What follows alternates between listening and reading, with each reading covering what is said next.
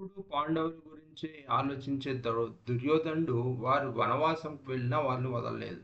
వాళ్ళు పాండవులు ద్వైత వనంలో ఉంటున్నారని తెలుసుకొని ద్వైత వనం మీదకి వెళ్ళి ఆ, ఏం చేస్తున్నారో చూద్దామనేసి తను వేటకు వెళ్తున్నా అని చెప్పి బయలుదేరతాడు.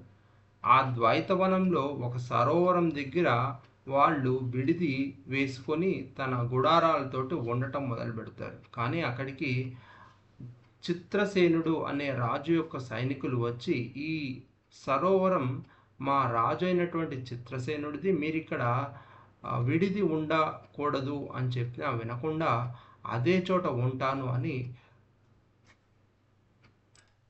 దుర్యోధనుడు అహంకారంతో మాట్లాడి యుద్ధం కొని తెచ్చుకుంటాడు. దాంతో చిత్రసేనుడు దుర్యోధనుడి మీదకి యుద్ధానికి వచ్చి ఈ దుర్యోధనుడిని ఓడిస్తాడు.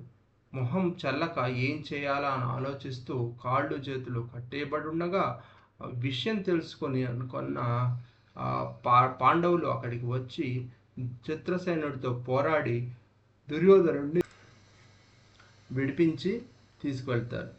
ఎప్పుడైతే పాండవులు దుర్యోధనుడిని విడిపించటానికి వచ్చారో ద్రౌపది ఉంటున్న చోటుకి కౌరవుల సోదరి అయినటువంటి దుశ్శల భర్త అయినటువంటి సైంధవుడు అటువైపుగా వెళ్ళాడు. ద్రౌపది యొక్క అందచందాలు చూసి ద్రౌపదిని మోహించి, నేను నీకు వరుసకు భావనవుతాను, కాబట్టి నీ అందం నన్ను పిచ్చివాడిని చేస్తుంది, నేను నిన్ను పెళ్లి చేసుకుంటాను, నాతో రా అంటాడు. కానీ ఆ ద్రౌపది అతన్ని నానా రకాల మాటలని, ఇక్కడి నుంచి పో, లేకపోతే నా భర్తలు నిన్ను ప్రాణంతో వదలరు అని చెప్తుంది. కానీ చెడు కాలం దాపురించినప్పుడు ఎన్ని మంచి పాటలు కూడా మనకు చెవుకి ఎక్కవు. అలాగే సైంధవుడికి కూడా ఆ మాటలు చెవుకి ఎక్కలేదు. అటు ఇటు చూసి ద్రౌపదిని పట్టుకొని ఎత్తుకొని తన రథంలోకి విసిరేసి తనను బలవంతంగా తీసుకెళ్లే ప్రయత్నం చేస్తుండగా పాండవులు అప్పుడే అక్కడికి వస్తారు. ఏం విషయం జరిగిందా అని తెలుసుకొని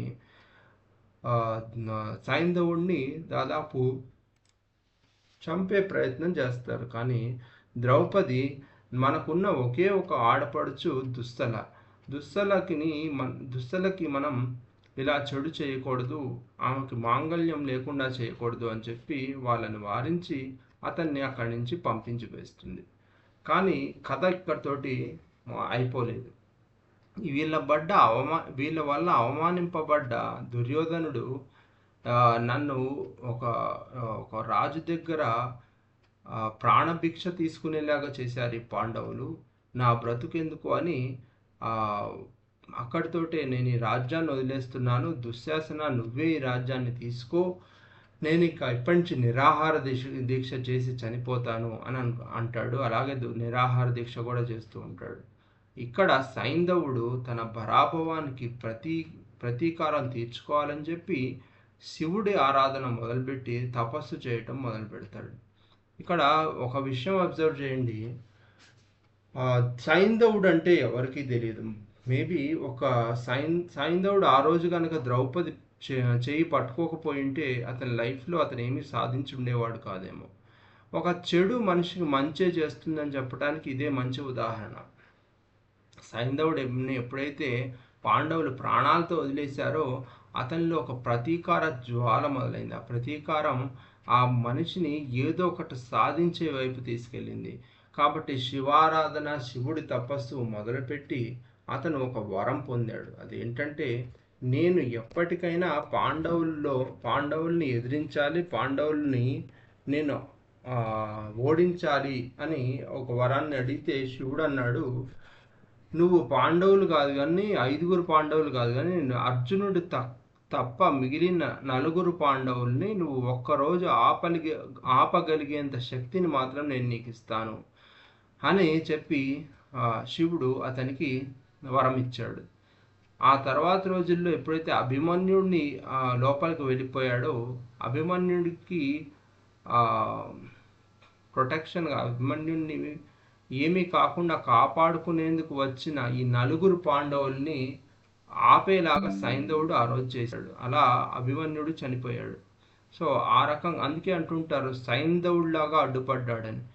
ఎవరైనా ఏదైనా పని చేస్తుంటే ఆ పని చేయకుండా ఆపే వాళ్ళనే సైంధవుడు అడ్డుపడ్డాడు అన్నట్టు అంటూ ఉంటారు. సో ఆ విధంగా సైంధవుడు పరాభవం అతనికి ఇంకో వరం తెచ్చుకునేలాగా చేసింది.